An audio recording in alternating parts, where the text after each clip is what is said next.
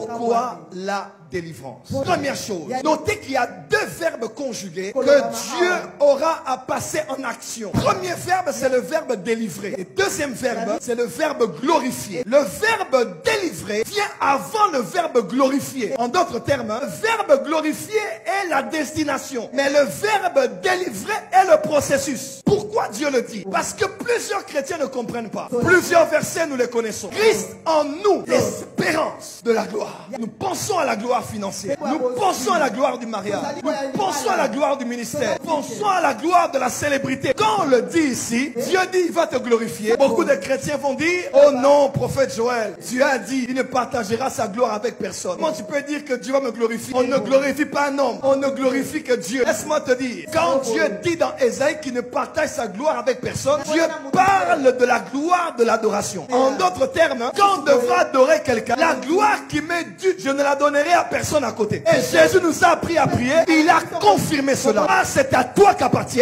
pour des siècles le règne, la puissance et la gloire. Ah, c'est à toi. Cette gloire-là ne lui appartient qu'à lui. Dieu ne la partage avec personne. Ça, c'est ce qu'on appelle la gloire de l'adoration, qui est unique et ne partage avec personne. La gloire qui ne partage pas, c'est la gloire de l'adoration. Mais Jésus a dit dans Jean, Père, je leur ai donné ma gloire. Un autre type de gloire que Dieu partage, c'est la gloire de la nature. On dit la gloire de la fleur, ce n'est pas le bourgeois. La gloire de la fleur, c'est quand l'image interne de la fleur se manifeste pleinement à l'extérieur. Pourquoi Jésus est appelé la gloire de Dieu? Parce que dans Hébreux 1, il est écrit, il est l'image visible du Dieu invisible. Il est l'empreinte de sa personne et le reflet de sa gloire. Donc Dieu ne le voit pas. Mais the full manifestation of God is Jesus Christ. Quand Dieu dit il te partage sa gloire, c'est pourquoi? Pour que tu sois pleinement comme lui sur la terre. Est-ce que Dieu tombe malade? Quand il te partage sa gloire, tu n'expérimentes pas le don de guérison. Le don de guérison vient pour les païens. Toi, tu expérimentes le verset qui dit, je souhaite que tu prospères à tous égards et que tu sois en bonne santé. Dieu n'a aucune gloire quand on t'hospitalise tous les 3 mois. Mais dans ce verset, Dieu dit un préalable. Je le délivrerai et je le glorifierai. Plusieurs chrétiens cherchent la gloire, déclarent la gloire, prophétisent la gloire,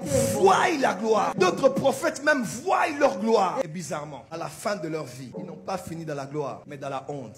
Je le répète encore, la prophétie n'est pas la garantie. Oui, des gens ayant été promis pour la gloire, mais ont fini dans la honte. Pourquoi? Ils ont voulu que Dieu conjugue le verbe glorifier, mais ils n'ont pas laissé Dieu conjuguer le verbe délivrer dans leur vie. Plusieurs veulent je te glorifierai, mais ne veulent pas que Dieu conjugue je te délivrerai. Lorsqu'il n'y a pas de délivrance, il n'y a pas de gloire. Il n'y a pas de gloire sans délivrance. Avant que Joseph n'arrive dans la gloire chez Pharaon, il doit être délivré de la prison à l'intérieur. Avant que Jésus ne connaisse la gloire à la droite du Père, il doit être délivré du séjour des morts où il est durant 3 jours. Pourquoi je dois avoir la délivrance? C'est le passage obligé pour la gloire. Le pire, tu es glorifié sans avoir été délivré. Je préfère encore, je rate la gloire, mais je laisse Dieu me délivrer, que de vivre la gloire sans avoir été délivré. Parce que quand tu montes, tout ce que tu as montera. Le problème n'est pas d'être élevé, c'est dans quel état que tu es élevé. Le plus important de la vie, ce n'est pas de courir, ce n'est pas d'aller vite, ce n'est pas d'aller loin, mais le plus longtemps possible. Donc si on va te faire monter au sommet, c'est le caractère de ta vie qui te maintiendra au sommet. Tes grâces peuvent t'ouvrir des portes, mais c'est ton caractère qui te donnera une chaise pour t'asseoir. Voilà pourquoi Dieu te dit, je te délivrerai et je te glorifierai. On doit délivrer ta bouche là. Tu parles mal aux gens. On doit délivrer ton caractère, te délivrer de la colère. La délivrance n'est pas que l'expulsion des démons. C'est pas toujours couper des liens, mais c'est de te préparer. C'est de retirer toute chose qui peut être un obstacle en toi pour l'élévation. Afin de te glorifier, Dieu doit te délivrer.